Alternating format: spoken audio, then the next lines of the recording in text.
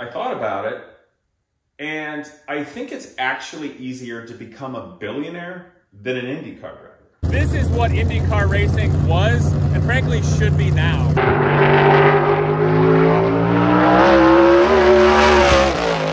Looks like I found the cap that fell off. With regard to the Silver Crown that Mike has designed, it's an awesome piece, and I'm really excited to see what it's going to do for him. But I don't think I'm going to get to drive it, ever.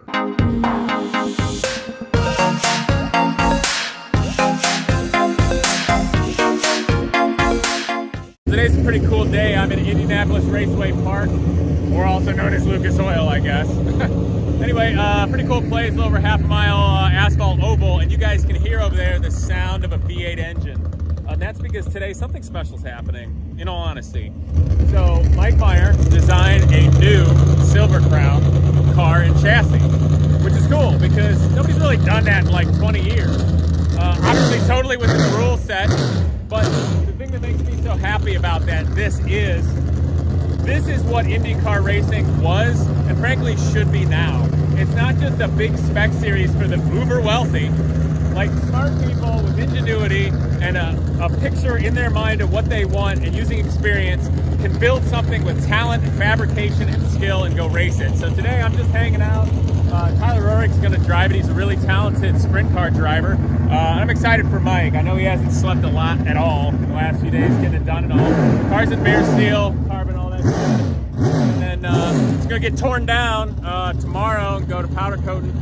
And they're going to bring it out for the last race of the year here at Indy Raceway Park. So who knows what'll happen between now and then, but it's a really exciting thing, you know. And being here at Indianapolis Raceway Park, I mean, I hate to say, oh, there's a lot of history here, but yeah, there is, man. Like, how can you not just like being here? This is all American, you know, and guys have built their dreams here and raced and fought for it. And this right here is really what the spirit of the Indianapolis 500 was, and frankly is, but doesn't get to happen anymore. So for all the people that like way IndyCar racing was or should be, where you can build something with ingenuity, your own two fans, and go out and fight and dogfight and make it happen, that's what's happening here. So I'm really excited about the Silver Crown thing. For all you crybabies out there that don't like it when this car starts winning at one point or another, go build your own damn car. Again, St. Liberal Arts College. Let's run this thing.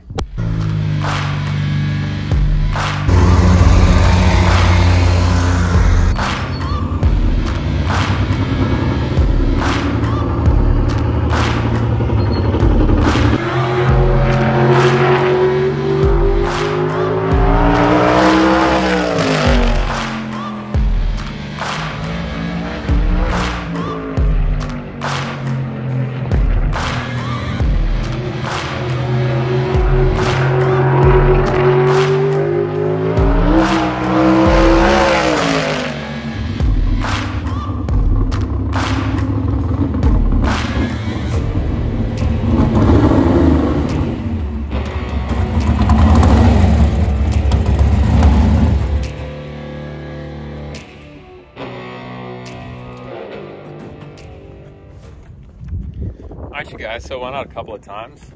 Tyler was really ginger with it. Nice, obviously, the first time with a brand new car going out, making sure everything stays on it and that kind of stuff. But car looked planted and perfect, down on a little bit, and then went out again, hit it. Yeah, doing a couple little setup changes and all that jazz. But you know, you can see a couple little things going on that you know, body work and taping it off and cooling and all that jazz stuff you do with a new car, you know. And but it's really cool just being here, and I don't really have any work to do. It's just kind of hanging out with Mike and picking up the Genius Garage sprint car, bringing it back home today. Who knows how the day will go, but it's something to see. So for all of you that appreciate people being able to build their own future with their own two hands, use ingenuity and talent and a dream more than just money, well, that's what's going on. It's pretty damn cool. So regardless of how they finish or what happens, I know it's just going to keep getting faster, and I look forward to be around it. And hope you guys will come root them on too. Looks like I found the cap that fell off. I have to wait. Butch's over there looking for it. What you need a four-wheeler for, Butch? I found it right here. All right, let's go again.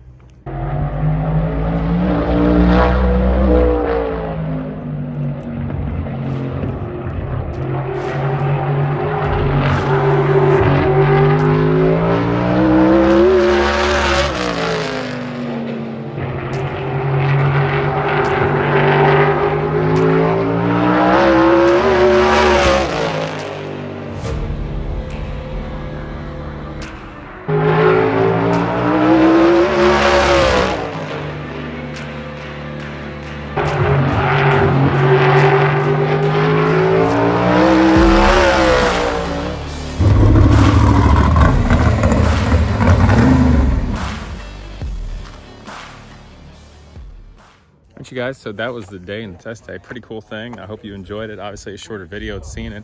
There's the car. Still in one piece, going well. Obviously gonna make some changes here and there. Got faster and well, I don't know, pretty promising. Indianapolis Raceway Park, Lucas Oil Raceway. I think it's like the 22nd of October, last race of the year, Silver Crown. Come check out the Meyer car. And pretty sure it's gonna be orange, so you'll be able to see it. Catch you guys next time.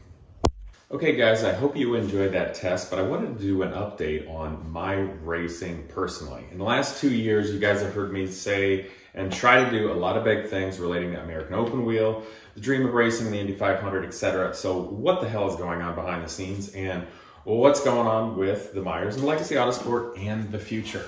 You know what? I'm just gonna tell all the stories. I'll leave some of the names out, but I'm gonna tell more of it now. So it'll probably piss a few people off, but again, I don't care. With regard to the Silver Crown that Mike has designed, it's an awesome piece, and I'm really excited to see what it's gonna do for him. But I don't think I'm gonna get to drive it, ever, or one like it, most likely. But before I get into that, I wanna back up a long way to 2 years ago, when I got screwed over by a guy representing me. And, you know, I gotta be honest, I think my biggest failing as a person is believing in others. Now, I don't mind when that failing is me as a person, when I believe in others, is with Genius Garage students, because I can help build them up, help forge them into better people, help them learn, help them grow, and I can mentor them and they get jobs. And even if they don't succeed or grow as far as I would really have liked them to, they all grow and it's always good. So even if I believe in a young person and they're not able to go as far as I had hoped or originally believed they could, it's still positive. But in the business world, and most especially the racing world, which is full of nothing but disagreeable men, mostly, and worse in some cases, you basically get used. So 2 years ago, I believed in somebody. I said a lot of big things because I thought they were connected and we could go somewhere. Well, they weren't, and they were assholes. And did I go anywhere? No. And I wasted a lot of time, money, and effort. And I did, for a short time, get connected with a couple of people that had made a lot of money. And they wanted to give people who they felt deserved a chance. Now, it was going to be me and a young person. I don't want to pinpoint anything, to be fair. At the last minute, I got yanked. So instead of getting to drive Silver Crown and Indy Lights, all of a sudden they changed it to where I would be responsible for half the sponsorship at the very end. And when they told me the numbers for it, it was all just bull crap. Yeah, they actually wanted me to sponsor the whole thing, but that's just a BS thing they say to get rid of you. And the money went to 2 young drivers who, interestingly enough, tan much differently or better than I. They may or may not culturally metabolize alcohol as well, and may or may not have the same chromosomes as me. But the people who funded it decided that I think going that direction made them feel better about themselves and possibly some of the white guilt they feel from making a crap load of money off of people of lower means. And so that made them feel better, which is also interesting because one of the coaches they got is a person who suffers from the vices of the company they had. So maybe that also makes them feel better. But that's neither here nor there. So I kind of got screwed and wasted a heck of a lot of time, and it really sucked. So eventually I met Mike Meyer, and that was a really cool thing. I really appreciated him reaching out to me. We've done some neat stuff. And him, and especially his dad, Butch, have been really awesome for Genius Garage and helping with the car and all that. And it really means a lot because Genius Garage, man, it would have been so much harder to do this year. So that really means a lot because Butch helped get the engine back together for the BMW engine and the Daytona prototype. Put a ton of time into the dirt sprint car to be able to bring Genius Garage students out with the Throwback Series. That was really awesome. You know, Mike's been a good buddy, a good friend. And of course, we're doing the Indy Roadster right now in the build. Although the Indy Roadster got pushed back for a long time because he built the Silver Crown car that they're gonna race here soon. I know a bunch of you are saying, so Casey, when you're racing with Legacy Autosport, I gotta bring this up for the 1000th time. There is no such thing as a talent scout in racing. There's no magic money tree. Racing is a business. So unless you're actually wealthy and your family money is faking being a sponsor and paying for some kid to go racing, that's not how it works. So money has to come from somewhere. And, you know, Mike and Legacy Autosport is a business. So unless it helps the bottom line, you're not going to drive. So he was really nice, gave me a test. Actually, he didn't give me a test last year. I paid for the thing. Mike, you owe me. He told me you were going to give me a couple races and a test way back when, but I ended up paying for that. And I also ponied up when I hurt the car and paid for that too. I'm just kind of busting your balls, dude. But anyway, so the Silver Crown car in the test here, I was excited about, and they got Tyler Rurig to drive the car, and he's a super talented sprint car driver, just super talented. So he's a known quantity and really good for testing and getting that out there the first time. But, you know, Mike had told me originally he was going to build two. And the second one I was excited because Silver Crown Racing is actually pretty darn cheap to do if you don't hurt the car. And I was confident that I could sell sponsors based on my YouTube channel alone, even without being super connected to high-level corporations and such. It's just like run-of-the-mill, nothing sponsors I could sell. So I was excited about that, but then later found out they're not building a second car. They're only going to build one because they got their Indy Lights car, which I'm excited about for him because I know he's going to sell, or he's talking to a number of drivers right now for next year. But Indy Lights is high-dollar stuff. I mean, we're talking well over $1 million a year. To race Indy Lights. Now, the thing that sucks about Indy Lights, and way more about Indy Pro 2000 and then, what is it, USF 2000, the series have no exposure. And so there's no real sponsors unless somebody comes in and just doesn't know any better. So it's really only family money from the uber wealthy. And I'm not one of those kinds of people. And so way back when Mike was getting that, he was saying, well, if we got somebody, you can get in and test it. And I'm like, that's really nice, buddy, thanks. I know I don't have the money and the family money to go race it, but it would be cool to test it. But then later I thought about it, I'm like, wait a minute, hold on. When you get the engine lease, you actually have to have a representative from the engine company scheduled to come to the track or whenever the car turns the wheel to be there, and that's expensive. So freaking Indy Lights test, depending on where you're going or whatever, you have to blow $25,000 to $50,000 to test an Indy Lights car for one day. Let me repeat that. To just f***ing drive an Indy Lights car, you have to blow $25,000 to $50,000 a day. Like, for a guy who's built cars his whole life, that is the stupidest crap I've ever heard of. So one of the positive things, Mike, we were looking for parts and stuff and piecing together, and I might consider buying old junky parts to put together one of the previous generation Indy Lights car, which actually I like better because it's got a naturally aspirated V8 and a sequential shifter instead of the stupid new one that's got a turbo 4-cylinder with a paddles. But that's funny because the old one, if I find all the parts, I could literally build an Indy Lights car for the price of one test day in a new one. So that was cool because I could easily look after that myself and get a single car open trailer and tow it behind like our old BMW SUV. And go practice and test and then get good aero time with my own car, which is an asset instead of just blowing money like a wealthy kid would. And Mike told me that when they test this sprint car with Tyler, I'd also get it tested along with him.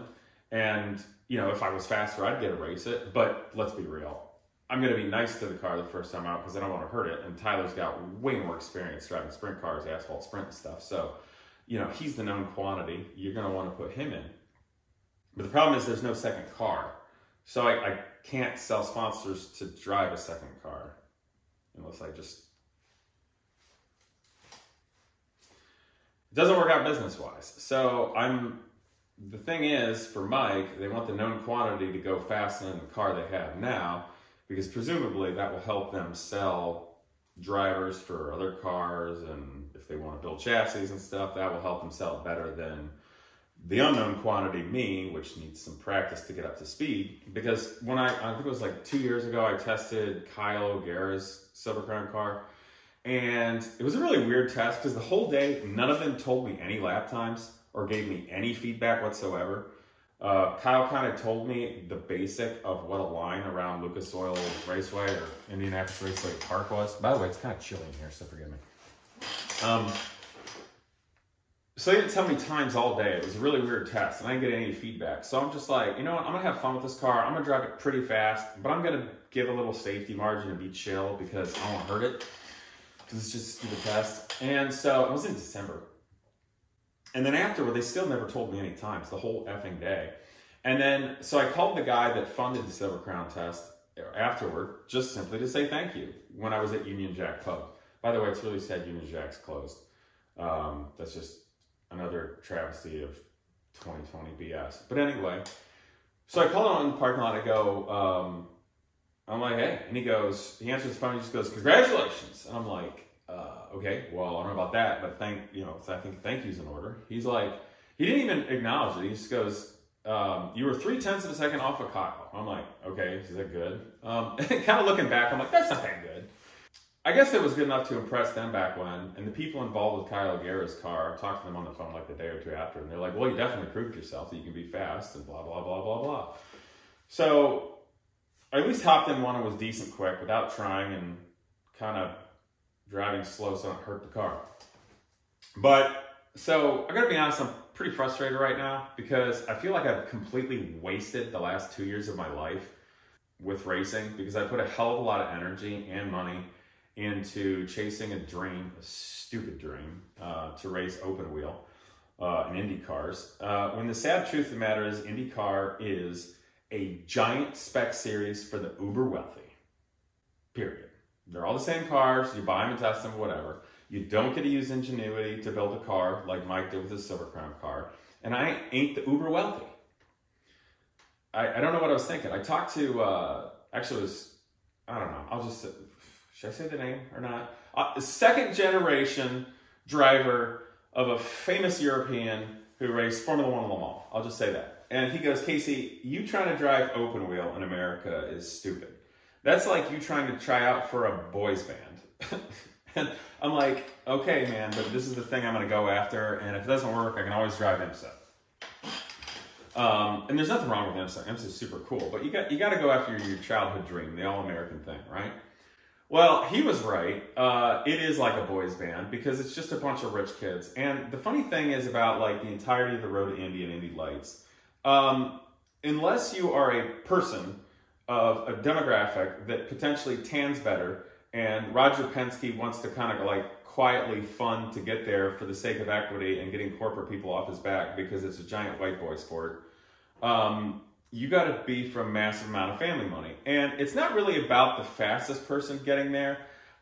My gut feeling is the people who actually make it to IndyCar are just the kids with the most family money that are good enough to get there, that are the most connected. And it's funny because, I'm going to leave this name out too, but I was talking to a gentleman who may or may not have been one of the founders of a company that goes to space with a guy who's famous for making electric cars.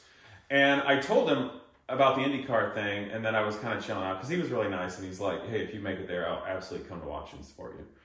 And I said to him, I'm like, you know, it's a great dream. The Indy 500 was really something unbelievable in the past. But I thought about it, and I think it's actually easier to become a billionaire than an IndyCar driver. It made me laugh because I said that, and he immediately started laughing at me. And he goes, Casey, it is.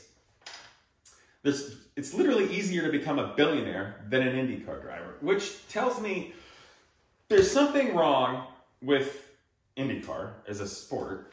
That's neither here nor there. It's a club. They don't want anybody new in, which is probably my opinion as to why all the drivers that are in there are all aging out and getting older, because just no one comes new into it. Yeah, 2 years of nothing but disappointment and no real chances. And I think to myself, you know, if I would have just taken that time, money, and effort and just put it into my own stuff or just helping the community, would I be happier? Probably. Except I'd still have that itch. And the thing that's annoying is I really thought that by being a car guy and people following, and obviously with the nature of YouTube and exposure, that would make the difference. Because a couple years ago when I really had the wick turned up on doing social media, and this is just me, mind you, right now I'm just using my cell phone to record this, my videos, just Casey Puch videos on my channel in VinWiki, was watched more worldwide than the entirety of the NTT IndyCar series. And I'm including in-person spectators, TV broadcasting, and internet. I looked it up. It was on Racer Magazine for all the numbers. So if I got the numbers wrong, blame Racer Magazine. And so I'm like, well, hey, this has got to make it so I can go drive. Well, and then I learned, no, it's the Wealthy Boys Club. And I'm like, crap. The trouble is now, I love Mike and Butch and the Meyer family, but they have a Silver Crown car and an Indy Lights car. I'm not going to get to drive the Indy Lights car because I'm not a wealthy person. And I'm not going to get to drive the Silver Crown car because they put in a really fast sprint car driver who they feel will represent the car well. And he will. And I think it'll be very fast. And for them, that will help them potentially, if they want to build cars, sell more cars in the future. And I'm an unknown quantity. So they've got no resources to put me in a car. And that sucks. They don't even have resources for there to be another car for me to sell sponsors on, because I was kind of planning on doing that. And then I figured if I raced Silver Crown and was good at it, then that's great practice at Oval, All-American, and it's super cool to be involved with USAC. And I was super into that, and I thought, well, hell. And then if I put together my own Indy Lights car on the cheap and go practice and make it matter, because Mike still has all the setup stuff, and maybe like, you know, try really hard and work out, then I get time in an aero car to where if some frickin' magic stuff falls off a tree now and then and some rich guy wants to give me a shot in an Indy car once, I might not suck. And I'd still have that ghosted chance at defeating all odds and making the dream come true of actually qualifying for the Indy 500, which is a silly, dumb notion from a idiot dreamer. But the problem is this idiot dreamer has made literally every dream he's ever dreamt come true, ever, except that. So it bugs the shit out of me, absolutely bothers the shit out of me to not get to do that. Which we can go back to another part of the conversation. When I said to the gentleman, I said, I think it's easier to become a billionaire than an IndyCar driver. And he laughed at me and said it was. And I thought, you know, screw it. Why don't I just put the time into becoming a billionaire? Okay, laugh at me if you want there, but I mean, it's doable. So, and then I thought to myself, if I'm a billionaire, would I want to come back and drive Indy cars? And I thought to myself, no. I'd rather buy the series and race and fix it. No offense, Roger, but I think you've lost touch with the normal person in America. Which I see reflected in the comments of people watching that don't want to come watch their IndyCar racing because there's a bunch of rich kids that can't, or rich people and Formula One car drivers and stuff they don't care about. There's nobody real in it, and there's nothing interesting to watch. And that's what I hear reflected in the voice of the people. So hate me if you will, but that's what I hear reflected in the comment, man. And I'm like, no, I don't think I'd want to do that because I could, you know, I don't know. So, and then I come back and like, no, I want to race Indy. But like, the sad thing is Indy and the dream what it was in the past, because that's what I remember as a kid and we all remember. And it's just, those days are gone and we need to get over it. That's kind of sad. But I really did want to race Silver Crown this year or next year. And I was hoping to do something now, at least get a test, but I didn't get a test. And Mike said, well, what if we put you in later? And I'm like, Mike, what's the point? What is the point? There's no other car. I can't sell sponsor for a car that doesn't exist. And like, why? I'm just going to risk it. I'm just going to put wear on the engine. We're just going to use up tires. And, you know, that's that. What am I going to do? Piece together an old piece of crap chassis? Give me a break. Like, even if I drove the absolute dog crap, I'd probably get walked by the new car. And I could put together an Indy Lights car and go practice, but, you know, if I'm not racing anything, I don't get any practice with that. You know, if I go taking an Indy Lights car or something fast out to open track days with open wheel, I mean, you're not exactly getting any head-to-head competition in that scenario. I'm frustrated. But on the positive note, I've kind of come to my senses with business. And I think that with IMSA racing, because you got all these manufacturers in it from like Porsche, Aston Martin, Ferrari, Lamborghini, Mazda, Chevrolet, GM, whatever. You've got all the manufacturers, you've got all the tire companies that have to sell zillions of cars and zillions of tires and zillions of everything. That might be a good shot because I'm told by the person that relates to the old European Formula One driver and the Le Mans driver, I'd be something of a ringer because I come in at a lower level license, but since I've got all this kooky, wacky, high-end experience from all these cars I built, I'd actually like kind of beat the handicap or something. So I'd be good for IMSA. That'd be cool. And by nature of the algorithm on YouTube and social media, names like Lamborghini, Ferrari, Porsche, Aston Martin, Corvette, etc., or like tire companies, Mazda, etc., will pop the algorithm and get way more views than something like Dallara, which nobody knows what that is. It's the chassis manufacturer for Indy cars, but nobody searches for that because common people don't care. Or IndyCar, no offense, but nobody really searches for IndyCar much. So actually, I think I might have a good shot there, and I might actually have some value to my life as a driver and public figure and YouTuber and all if I go to IMSA, which I think would be cool anyway. IndyCar is cool. I'm excited about building the Roadster with Mike. I hope that we get back to work on that. I hope the Silver Crown cars and stuff that he's working on doesn't just take precedence. And I know Butch is being really cool. Genius Garage is now paying Butch to help us with the machining on the K series in the vintage Indy car for Genius Garage, because I'd really like that to be a platform so I can teach students about engine building and turbos and stuff. So we need a little help with that. He's going to help out. But yeah, so the cheese stands alone, and I'm the cheese. Also, for all of you trolls and dingbats and people that are bad at business, that are like, Casey, why don't you sell your things and buy some stupid race car? It's a massive depreciating asset and a wicked liability and all that, and go race your chase your dream. Because that's not a business plan, dude. Anyway, if anybody out there is watching who actually sees value to whatever business enterprise they are doing with race cars and or selling cars or tires or manufacturers or sponsors, and you'd like to have a driver that can actually drive things fast without ruining equipment, and you can multiply the exposure to series, a factor of X, I'm your guy. So let's do something, because I am edgy. I need to do something, and I'm about to develop a tick, like my old uncle with the World War II fighter pilot, if I don't start doing something. All right, so that's it. Silver Crown car is going to be awesome. You should totally go see Mike and Butch and Tyler run it on, I think it's October 22nd at Lucas Oil Raceway, formerly known as Indy Raceway Park. And I will look for a sunnier disposition. That's that. By the way, for all the people that are like, well, Casey, why don't you run the Genius Garage cars? Yeah, of course I'm going to help the kids out. We're going to mentor. We're going to do that. And we'll go to the track and I'll drive them a couple of times. But the Genius Garage cars exist for teaching students engineering and teamwork and all that, not for me to go play with. That's why you don't see me in any of the Genius Garage cars outside of the specific task of helping young people. So I also am a person outside of the nonprofit where I volunteer and would like to do fun stuff. So I got my old Ducati here that I'm making into a track bike. That's pretty fun. I don't know. That was a ramble, but it's honest. I guess I'm out.